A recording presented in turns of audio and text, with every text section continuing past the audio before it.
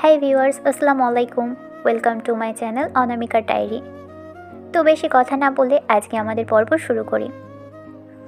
অবিদিত কিছু প্রশ্ন থাকে যা মস্তিষ্কের ভিতর গোলক ধাঁধার মতো ঘুরে ফিরে বেড়ায়, অথচ তার সঠিক কোনো উত্তর মেলে না।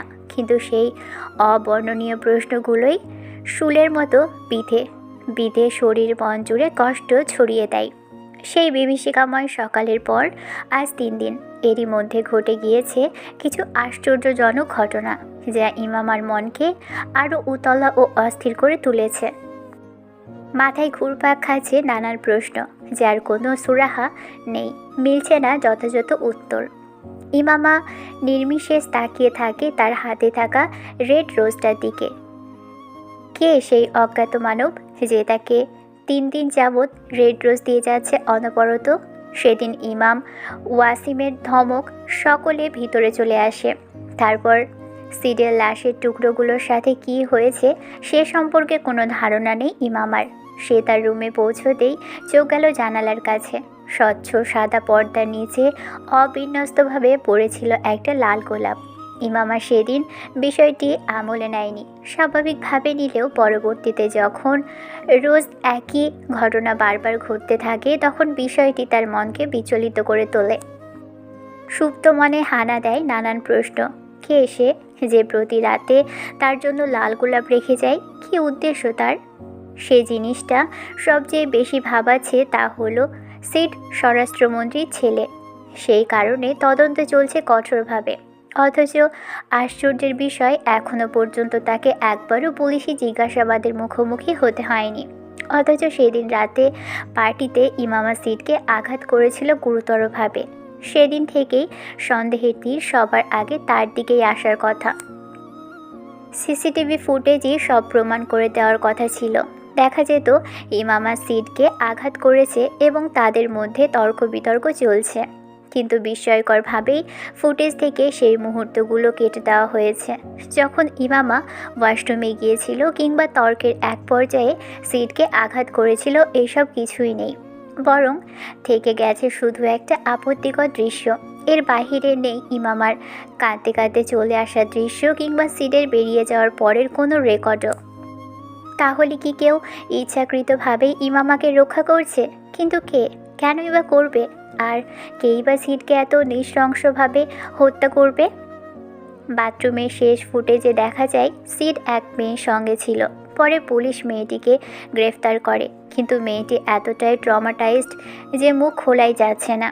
ইমামা জানে ইমাম ওয়াসিম কোনো দিনই তার মেয়ের উপর খুনের দায় চাপতে দিবে না, কিন্তু এখানকার রহস্য অন্যরকম। কোথাও এক অদৃশ্য হাত ইমামাকে আড়াল থেকে রক্ষা করছে। কিন্তু কে সে? সে সে কেই বা খুনি? কে আড়াল থেকে তাকে আগলে রাখছে? আর কে সেই অজ্ঞাত মানুষ যে অন্ধকারে ফুল দিয়ে যায়? প্রশ্নগুলো নিঃশব্দে কিলবিল করে যাচ্ছে মস্তিষ্কের প্রতিটি কোষে। সকল প্রশ্ন কৌতূহল মাথা থেকে ঝেড়ে ফেলে উঠে দাঁড়ালো ইমামা। এসবে চক্করে 3 দিন ধরে ভার্সিটিতে যাওয়া হচ্ছে না তার। সামনেই ফাইনাল ইয়ারের এক্সাম। গোসলের উদ্দেশ্য ক্যাবিনেটে কাছে থেকেই সে মাদকীয় ঘ্রাণ নাকের ডগায় এসে ভারী খেল। অবচেতনে নারিকায় আনচান আনচান একটা ভাব ছড়িয়ে পড়ল বেচয়ন শিহরণ ধ্বনিত এক ঘোরে ক্যাবিনেট খুলে ভিতর থেকে বের করে আনলো সেই কালো কোটটা, যা দিয়ে সেদিনে সেই পার্টির ভিড়ে অজ্ঞাত কেউ একজন তার উন্মুক্ত পিঠ ঢেকে দিয়েছিল। ইমামা সেই লোকটার মুখ দেখেনি, ঝাপসা চোখে দেখেছে কেবল সুদীর্ঘ বলিষ্ঠ অবয়ব আর পুরুষ্ট সৌষ্ঠব পিঠ। আর সবচেয়ে দেখেছিল হাত। স্পষ্টভাবে মনে আছে ডান হাতের পিঠে খোদাই করা সেই অদ্ভুত কারুকার্য। কোট থেকে ভেসে আসা পারফিউমের গাঢ় ঘ্রাণ ইমামাকে গভীরভাবে আচ্ছন্ন করে। মনে হয় কোটের ভিতর লুকোনো আছে কোনো অদৃশ্য চুম্বক, যা তাকে টেনে নিতে চাচ্ছে অজানা এক গভীরতায়। এই ঘ্রাণের পারফিউমের খোঁজ বহুবার করেছে, অথচ কোথাও পায়নি। ইমামা কোটটা শক্ত করে নাকের সাথে চেপে ধরে, দীর্ঘশ্বাসে শুষে নিল তার সমস্ত সুগন্ধ। পরপরই অজান্তেই ঠোঁট থেকে ঝরে পড়ল ফিসফিসে শব্দ। আমি আপনাকে খুঁজে বের করবই মিস্টার। জামা নিয়ে শাওয়ারে চলে গেল ইমামা। মিনিট খানেক বাদেই নরম তনুতে সাদা বাথটব পেঁচিয়ে বেরিয়ে এলো। এই বদ অভ্যাসটা তার ছোট থেকেই। বাথরুমে জামা পাল্টাতে পারে না সে, তবে রহস্যজনকভাবেই সে গা থেকে বাথটবটা খুলে ফেলতেই পাশের ছোট ক্যাবিনেটের উপর রাখা পুতুলের মুখটা অন্যদিকে ঘুরে গেল। ইমামা ভার্সিটির জন্য রেডি হয়ে সরাসরি ডাইনিং টেবিলে এলো। ডাইনিংয়ে উপস্থিত আছেন ইমাম ওয়াসিম। মেয়ের জন্য পাশের চেয়ারটা খালি রেখেছিলেন তিনি, কিন্তু ইমামা গিয়ে বসলো তার ভাইয়ের পাশে। শ্যামবর্ণ ইমন এক ঝলক চোখ তুলে বোনের দিকে তাকিয়ে এক টুকরো হাসি ছুঁড়ে দিয়ে আবারও খায় মনোযোগ দিল। আশ্চর্যের বিষয় হলো ইমাম ওয়াসিম আর তার স্ত্রী নিহারিকা দুজনেই গায়ের রং চাপা, অথচ ইমামার রং গোলাপের মতো উজ্জ্বল। ইমনও বাবা মায়ের কাছ থেকেই পেয়েছে চাপা রং, কিন্তু ইমামার মুখাবয়বের সঙ্গে কারোরই মিল নেই। আর সবচেয়ে বড় বিস্ময়কর হলো ইমামার চুল প্রকৃতিগতভাবেই লাল। এই অদ্ভুত বৈপরীত্য নিয়ে চারপাশে বিস্ময়ের ঢেউ উঠতে থাকে সবসময়। লোকমুখে নানা ফিসফাস চলে, যার কিছু ইমামার কানেও পৌঁছায়। মাঝে মধ্যেই নিজেকেও তীব্র বিস্ময়ে আচ্ছন্ন করে ফেলে প্রশ্নগুলো, অথচ কোনো সঠিক উত্তর সে কোনো দিনই পায়নি। যতবার জিজ্ঞেস করেছে ইমাম ওয়াসিম ততবারই এড়িয়ে গেছেন নীরবে। বরাবরের মতোই আজও মিসেস নিহারিকা ছেলের প্লেটে খাবার তুলে দিলেও ইমামার প্লেটে দিলেন না। ইমামার উপস্থিতি অদৃশ্য এক কারণে তার চিবুকে এক ধরনের গাম্ভীর্যতার রেখা টেনে আনে সবসময়। ইমাম ওয়াসিম চোখ রাঙিয়ে স্ত্রীর দিকে তাকালেও মিসেস নিহারিকা নিরুদ্বেগ ভঙ্গিতে নিজের মতো খেয়ে যাচ্ছে। ইমামা বুক মথিত দীর্ঘশ্বাসটা আলগোছে ফেলে প্লেটে খাবার নিতে যাবে, তার আগেই ইমন আগ বাড়িয়ে বোনের প্লেটে খাবার তুলে দিল। ইমামা হাসলো ভাইয়ের দিকে তাকিয়ে, তারপর খাওয়াই মন দিল। পিনপত নীরবতা টেবিল জুড়ে। ইমাম ওয়াসিম খেতে খেতে ইমামার উদ্দেশ্যে গম্ভীর কণ্ঠে ইমামার উদ্দেশ্যে জলদ গম্ভীর গলায় বললেন, কেউ যদি সেটের ব্যাপারে কিছু জিজ্ঞেস করে তাহলে তুমি বলবে তুমি কিছুই জানো না, ওকে? ইমামা সবিনয়ে মাথা নাড়িয়ে জি বাবা বলল। প্রতিদিনের মতোই আজও ক্ষিপ্ত চোখে বডিগার্ডদের দিকে তাকালো ইমামা। ক্যাম্পাসের সামনে দাঁড়িয়ে তাদের দিকে তাকিয়ে চিবিয়ে চিবিয়ে পড়ল, চলুন ভিতরে যাই, একসাথে ক্লাস করি। কালো পোশাকের দুজন গম্ভীর মুখে সরে গিয়ে পাশের চায়ের দোকানে বসলো। এই যে বসলো, ইমামার ক্লাস শেষ না হওয়া পর্যন্ত এক দণ্ডও নড়বে না এখান থেকে। বিরক্তির ফোঁস নিঃশ্বাস ছেড়ে সরাসরি লাইব্রেরির দিকে হাঁটা ধরল সে। লাইব্রেরিতে তার জন্য অপেক্ষা করছে ইভরাত। তাদের আড্ডা শুরুতে এখানেই জমে, তারপর কিছুক্ষণ আড্ডা দিয়ে ক্লাসে যাওয়া হয়। ইভরাত ইমামাকে দেখা মাত্রই উচ্ছ্বসিত কণ্ঠে মৃদু চেঁচিয়ে বলল, এই ইমু, তোর আসতে আজ এত দেরি হলো কেন রে? ইমামা ইভরাতের পাশে বসতে বসতে প্রত্যুত্তর করল, রাস্তায় খুব জ্যাম ছিল রে। ইভরাত ইমামার দিকে ঘুরে পায়ের উপর পা তুলে বসলো, চোখে মুখে টান টান উত্তেজনা নিয়ে বলল, ও আচ্ছা, ঘটনা শুনেছিস? ইমামা কাঁধ ব্যাগ থেকে ব্যাগ রেখে প্রশ্নবিহ্বল চোখে তাকালো ইভরাতের দিকে। কি? রোহিত 3 দিন ধরে মিসিং। কপালে সূক্ষ্ম ভাঁজ পড়ল তার। সে কি বলিস? আরে হ্যাঁ, তুই তো এতদিন আসলি না, তাই কিছুই জানিস না। তা হঠাৎ করে কোথায় গায়েব হলো জানো? আচ্ছা। ইভরাত চোখে মুখে অদ্ভুত ভঙ্গিমা টেনে বলল, গায়েব হয়নি, বল তোর উপর গায়েবী বরকত রহম হয়েছে। দোয়া করি শ্লা আর কোনোদিনও ফিরে না আসুক। ইমামার সায় জানিয়ে মাথা নাড়ালো, দুহাত তুলে মোনাজাত ধরে বলল, যা বলেছিস, আমিন। ইভরাতও দুহাত তুলে মোনাজাত ধরল, সুম্মা আমিন। হঠাৎ পিছন থেকে গৌরব এসে ইভরাতের মাথায় গাঁটটা মেরে পাশে বসতে বসতে ব্যঙ্গ করে বলল, আইসে আমার মৌলানিরা, এত আমিন আমিন না করে আমাকে সালাম কর। ইভরাত ব্যথা কপাল খেঁচিয়ে উঠল গৌরবের উপর। তোকে কেন সালাম করতে যাবো রে গরুর বাচ্চা? গৌরব পরনের পোলো শার্টের কলার উঁচিয়ে হিরো হিরো ভাব নিয়ে বলল, এই যে এত বড় উপকার করলাম। ইব্রাতের কণ্ঠে আছড়ে পড়া ঝাঁজ। উপকার ছাড়া অপকার ছাড়া তুই আবার উপকারও করতে পারিস বুঝি? ইব্রাতে চুল টেনে দিয়ে ঝাড়ি মারল গৌরব। চুপ থাক। দীর্ঘদিন যাবৎ দেখছি শালা রোহিত আমাদের রাশিয়ান ইমু সরি বিদেশি অ্যাপসকে খুব জ্বালাতন করছে। ভাবলাম কিছু করা উচিত, যেহেতু আমি একজন বড় মাপের মানুষ। পরে দিলাম ব্যাটাকে গায়েব করে। ইমামা চোখ রাঙালো গৌরবকে। গৌরব উল্টে ভেঙচি কাটলো তার দিকে তাকিয়ে। ইব্রাত বিদ্রুপ করে বলল, হ্যাঁ হোয়াটে চাপা। একজন ডিসিপির ছেলেকে তোর মতো চুনোপুটি গায়েব করে দিবে বললেই হয়ে গেল। হ্যাঁ। গৌরব ইব্রাতের দিকে তর্জনী তুলে শাসিয়ে বলে উঠল, এই বুঝছাও, সাবধানে কথা বলবি বলে দিলাম। আমার মধ্যে হ্যাডাম না থাকলে কর্নেলের মেয়েকে পটাতে পারতাম না। ইব্রাত তাচ্ছিল্য হাসল, বলল, এত হেডাম আছে বলেই বিয়ে করতে চাস, সেটা এখনও বাড়িতে জানাতেই পারছিস না। গৌরব কিছু বলতে যাবে তার আগেই হিয়ার আগমন ঘটল। হিয়া গৌরবের পাশে বসতে বসতে বলল, তোমার যে কত সাহস আছে সেটা আমার দেখা হয়ে গিয়েছে এতদিনে। আর কথা বলো না তুমি, তোমার সব জোর তোমার মুখেই। গৌরব খপ করে হিয়াকে চাপড়ে ধরল, তার রোজকার মেলোড্রামা শুরু করে দিল। আরে জান, রাখলে তো তোমাকে আরোই সুন্দর লাগে। ঝগড়া করব না চুমু খাবো কনফিউজড হয়ে যায় আমি। ইব্রাত ঝট করেই গৌরবের বাহু থেকে হিয়াকে টেনে সরিয়ে নিয়ে রাগান্বিত কণ্ঠে বলল, এই যে মুহূর্তেই কথা চালে অন্যদিকে চলে যাচ্ছে বাটপার। গৌরব অবুঝ বাচ্চাদের মতো ঠোঁট উল্টালো। এনিয়ে বিনিয়ে বলতে লাগলো, কই অন্যদিকে গেলাম রে হারামি, আমি ঝগড়াতেই আছি। আচ্ছা শোন, সামনের মাসে বড় দাদান অস্ট্রেলিয়া চলে যাচ্ছে। আগে আজরাইলটা বিদায় হোক, তারপর ধীরস্থিরভাবে মাকে ধরতে হবে। যদি না মানে নো প্রবলেম। মুন্সিগঞ্জ ছোট পিসির 3 রুমের ছোটোখাটো একটা বাগান বাড়ি আছে। পিসি আমার ছ্যাঁকা খাওয়া আনম্যারিড মহিয়সী নারী। কয়দিন পর তো এমনিতেই মরে যাবে। পিসি মারা গেলে তার বাড়ি তো আমারই। পরে 3 রুমে দৌড়াইয়া দৌড়াইয়া প্রেম করবো খালি। দেখবো কোন হালায় বাধা দিতে আসে।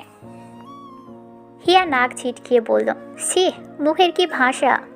গৌরব বিবর্ণ মুখে হিয়ার দিকে তাকালো। সরল হাসে অকপটেই জানতে চাইল, আমার মুখের ভাষা খারাপ জান? হ্যাঁ খুব খারাপ। সঙ্গে সঙ্গে তেতে উঠল গৌরব। সরাসরি আঙুল তুলল হিয়া নাক বরাবর। বলল, শালি তোর মতো পড়ার জন্য তোর মন পড়ার জন্য যতটা কষ্ট করি, এই শ্রম যদি পড়াশোনার পিছনে দিতাম তাহলে এতদিনে আইপিএস অফিসার হয়ে যেতাম। পাশের টেবিলের মেয়েটা গৌরবের কথায় ফিক করে হেসে দিল। ইমামা গম্ভীর মুখে তাকাতেই মেয়েটার মুখে হাত চেপে ধরল। শালিকের মতো চঞ্চল আর বাচাল প্রকৃতির এই ছেলেটার কথা বলার সময় আশপাশ নিয়ে বিন্দু মাত্র হুঁশ থাকে না। ইব্রাত টেবিলের নিচ দিয়ে গৌরবের পায়ে লাথি মারল জোরে সোরে। হিয়া গৌরবের দিকে আহত দৃষ্টিতে তাকিয়ে প্রশ্ন করল, কি আমি শালি?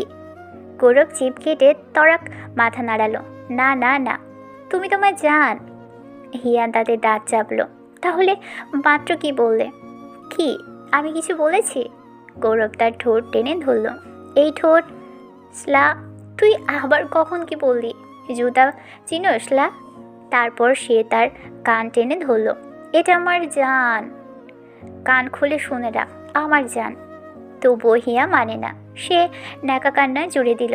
অনবরত মাথা ঝাঁকাতে ঝাঁকাতে ছদ্ম রাগ নিয়ে বলল, না আমি জানি তুই আমাকে শালি বলেছিস। এই যে দেখ তুই তুকারি শুরু হয়ে গেছে। আমার মতো ইনোসেন্ট বয়ফ্রেন্ড তুমি পুরো তল্লাটে খুঁজে পাবা। যদি পাও তবে ব্রেকআপ, আর না পেলে আই লাভ ইউ। হিয়া অবাক হয়ে কিছুক্ষণ তাকিয়ে থাকে গৌরবের দিকে। সে খুব ভালো করেই জানে এখন যদি সে ঘুণাক্ষরে বলে খুঁজে দেখবে তাহলে পুরো ঘটনার মোড় ঘুরিয়ে সম্পূর্ণ দোষ তার উপরই চাপিয়ে দেবে এই বেয়াদবটা, পশ্চাৎমার্কা অসভ্য ছেলেটা। শুরু করবে হ্যান ত্যান আহাজারি সুরে, জনে জনে গিয়ে বলবে, হিয়া চিটরেড অন মি। ঈশ্বরের দেওয়া চোখ দিয়ে ও আমাকে ছাড়া অন্য কাউকে দেখে। আমার মতো সুদর্শন ছেলে রেখেও পরপুরুষের দিকে তাকাই।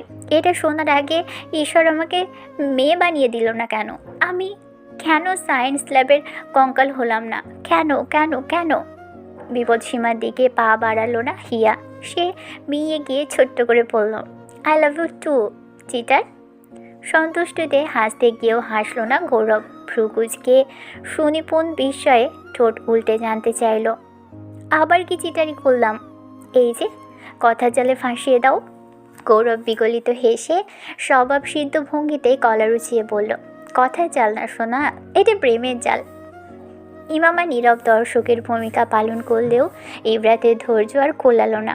সে বিরক্ত হয়ে টেবিল চাপড়ে ঝাঁঝিয়ে উঠল, এই থামবি তোরা, যত সব নাটকের দল।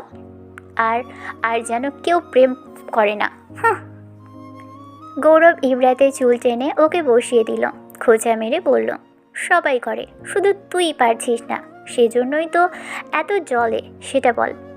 ইব্রাত রাগে কটমট করতে করতে বলে উঠল, জলে আমার জুতো। অবাক হয় গৌরব। সে দ্রুত টেবিলের নিচে মাথা দিয়ে আগুন খুঁজতে খুঁজতে ছদ্ম উত্তেজনা নিয়ে বলতে থাকে, কই দেখি, কল অ্যাম্বুলেন্স প্লিজ। ক্রোধে গজগজ করতে করতে আরেকটা লাথি বসালো ইব্রাত, তবে এবার একদম জায়গা মতো। গৌরব জায়গা মতো হাত চেপে ধরে চোখ মুখ কুঁচকে ফেলল। অসহনীয় ব্যথায় চোখ দিয়ে পানি বের হয়। হিয়া উদ্বেলিত চিত্তে দ্রুত গৌরবের কাছে এগিয়ে গিয়ে ব্যাগ থেকে পানির বোতল বের করে দেয়। মাথায় হাত বুলিয়ে দেয় অবিরাম প্রশ্রয়ী হাতে। ইমামা ঠোঁট চেপে হাসতে থাকে। এটা আর নতুন কিছু নয়।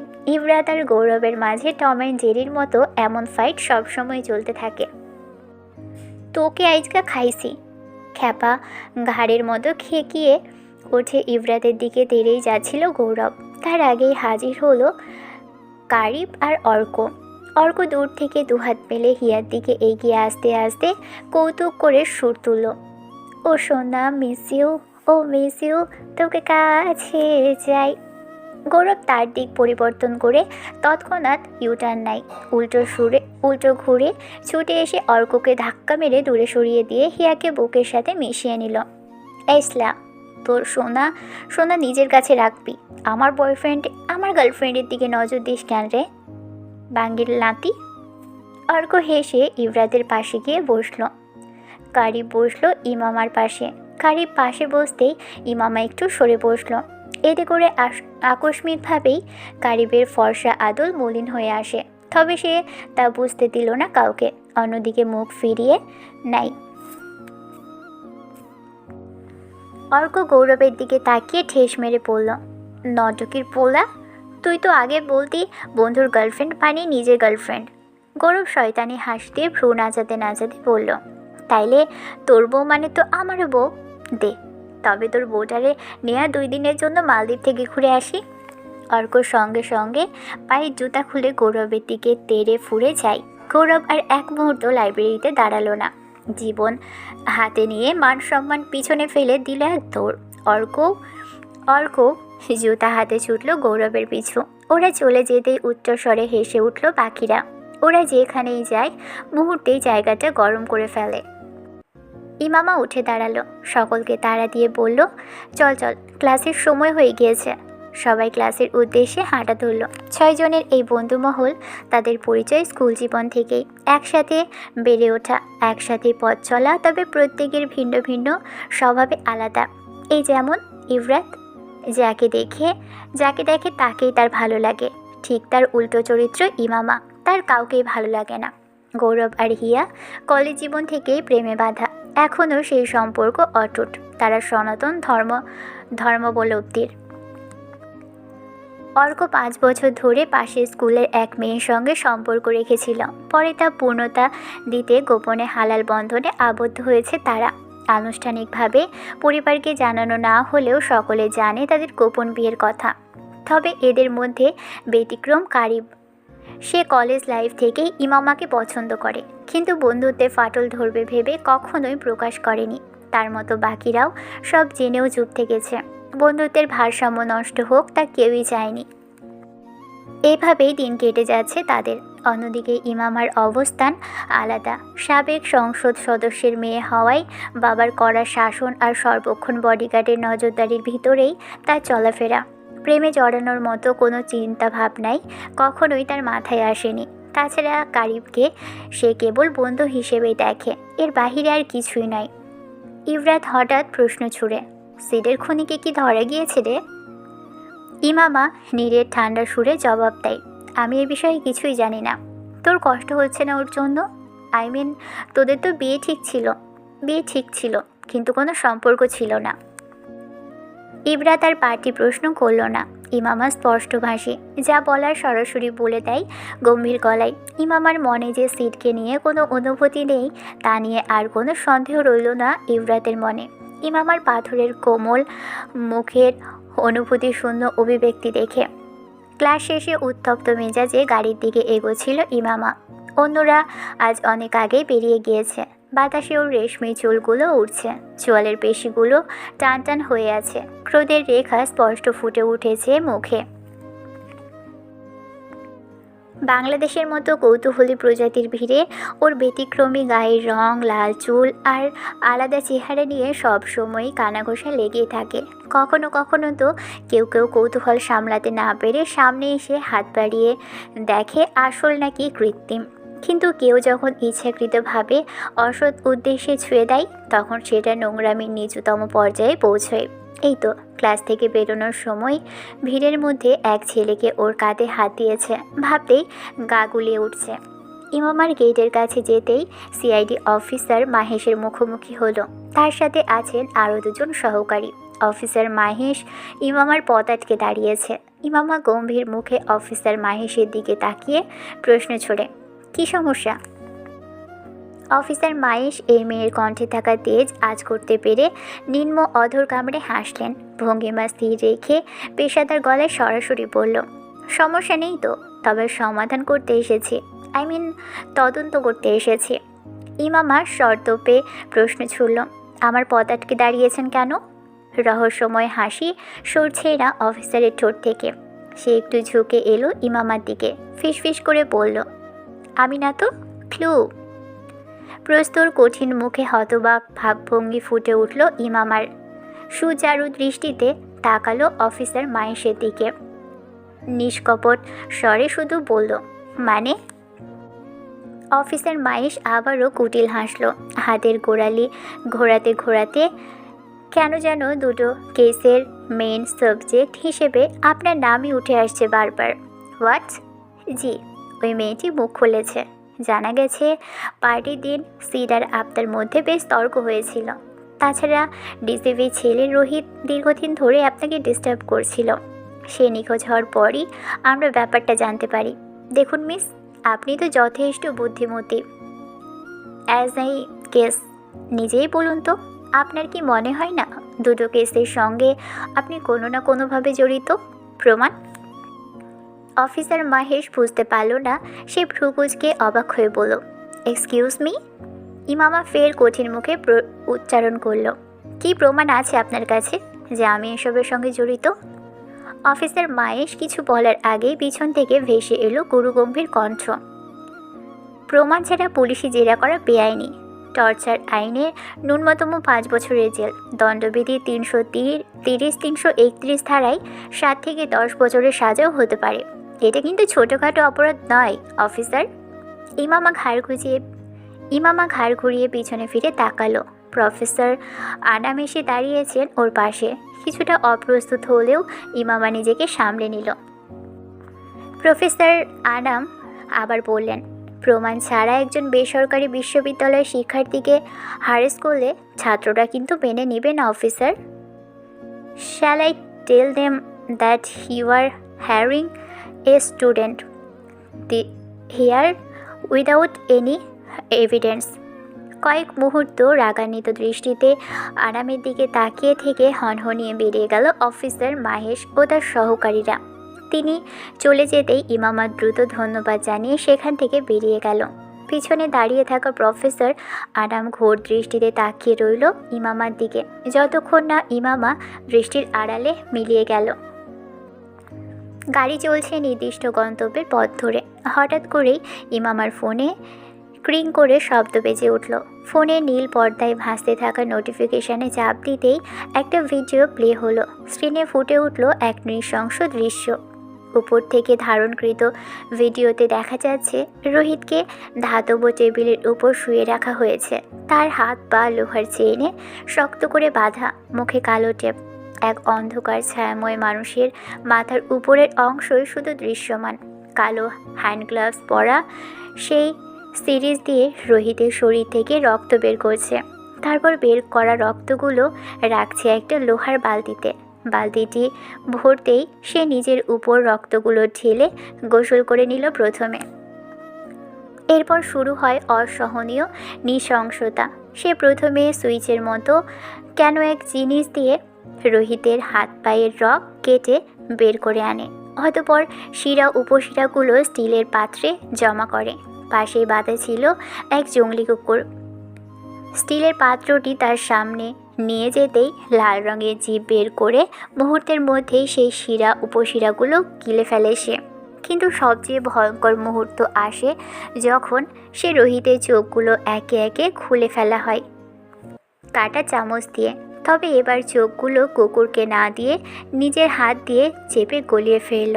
তারপর মণিযুগল ফেটে ভিতর থেকে বেরিয়ে আসা কালো তরল ঢেলে দিল রোহিতের মুখের ভিতর। রোহিতের গলা থেকে উকড়ে বমি বের হয়, কিন্তু সে বমিগুলো ছাড়ে না। সে ধীরে ধীরে রোহিতের পেট খুলে আর বমি ফেরার পদ্ধতিতে আবারও পেটের ভিতর ঢেলে দেয় বমি। এরপর সে আস্তে আস্তে রোহিতের বুক খুলে কলিজা এবং হাড় বের করে স্টিলের পাত্রে রাখে। পাত্রের ভিতরের অঙ্গ কুকুরকে দিলে সে আগ্রাসীভাবেই তা খায়। শেষ হলে সে আবারও ফিরে আসে রোহিতের ক্ষতবিক্ষত দেহের কাছে।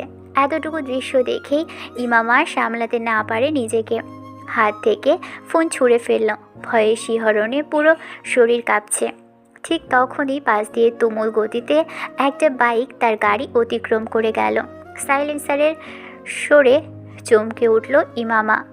সামনে তাকাতেই চোখে পড়ল কালো ডেনিম জ্যাকেট পরিহিত একজন বাইকার। বাইকটি ছিল খুবই শৌখিনভাবে মডিফাইড করা একটি স্পোর্টস বাইক, ব্ল্যাক মামা। ইমামার নজরে ধরা পড়ল সেই লোকের ডান হাতের পিঠে খোদাই করা এক অদ্ভুত ট্যাটু, একটা সাপের মাথা, বাকি অংশ জ্যাকেটের নিচে ঢাকা। গাড়ি কিছু দূর যেতেই জ্যামে ফেসে গেল। বুকের ভিতর ধুকপুক করছে এখনও। হঠাৎ শরীর বেয়ে তরতর করে ঘাম ঝরছে অবিশ্রাম। হঠাৎ শোরগোলে দৃষ্টি ছুটল জানালার বাহিরে। সামনে তাকাতেই দ্বিতীয় দফায় চমকে উঠল ইমামা। রাস্তার অপর প্রান্তে বড় একটা অ্যাক্সিডেন্ট হয়েছে। একজন স্পট ডেড, কিন্তু সে আর কেউ নয়, সেই ছেলেটা যে ইমামার কাঁধে হাত দিয়েছে। ছেলেটার এক হাত শরীর থেকে আলাদা হয়ে রাস্তায় পড়ে আছে। এ ঘটনায় শিউরে উঠল ইমামা। এসব কি হচ্ছে তার সাথে? কম্পিত চোখে দৃষ্টি গেল পায়ে দাঁড়িয়ে থাকা সেই ব্ল্যাক মামার উপর। ইমামার শঙ্কিত মনে প্রশ্নের জন্ম নিল। তখনই কর্কশ শব্দে ফোনটা ভেসে উঠল। কিয়ৎক্ষণ অবুঝ ভঙ্গিতে ফোনের দিকে তাকিয়ে থেকে কাপা হাতে ফোনটা তুলে নিল ইমামা। আকস্মিকভাবেই তাকে ভরকে দিয়ে ওপাশ থেকে ভেসে এলো ভারী কণ্ঠের অদ্ভুত সম্বোধন। How are babe? কে আপনি? ইমামার গম্ভীর গলার প্রশ্নের পিঠে ওপাশ থেকে ভেসে এলো হাস্কি স্বর। I am your babe, you are my babe. কি যাতা বলছেন? আমি Imama. You are not Imama babe. এবার কেঁপে উঠল ইমামা। মনে হলো ওপাশের ব্যক্তিটির কণ্ঠস্বর মাত্রাধিক ভারী। নিজস্ব ওজন রয়েছে তার কণ্ঠে, যা সাধারণ আর কারণ নয়। শক্ত ঢোক গিলে শুকনো গলা সিক্ত করে ইমামা বলল, মানে আমি ইমামা নই? মানে কি? You are what? You are mine. পুরুষালী গম্ভীর আকর্ষণীয় হাস্কি কণ্ঠে তিনটে শব্দ উচ্চারণ হলো। তারপর হঠাৎ যেমন কল এসেছিল তেমনই হঠাৎ কল কেটে গেল। কল কেটে গেলেও প্রশ্নথিত হলো ইমামার মন। ঠোঁট থেকে নিঃশব্দে ঝরে পড়ল, আমি ইমামা না। গল্পটি কেমন হয়েছে অবশ্যই আপনারা কমেন্ট করে জানাবেন এবং পরবর্তী পর্ব সবার প্রথমে পেতে আমার চ্যানেলটি সাবস্ক্রাইব করে পাশেই থাকবেন। ধন্যবাদ। আল্লাহ হাফেজ।